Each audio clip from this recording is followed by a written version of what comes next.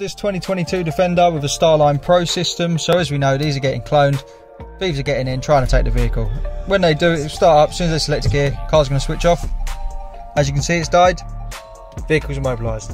Customer to drive this, they can either pair up their phone or go through a push sequence. For the push sequence, start it up, go through their code. We've left it simple at 1, 2, 3. They can change it to whatever they like. Hear a melody, and now they can select a gear. This can also be paired to a phone with Bluetooth on. So we'll turn the Bluetooth on this phone while it's connected up.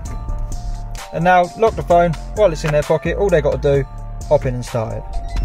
There we go, we hear a melody, system's disarmed. We can select a gear.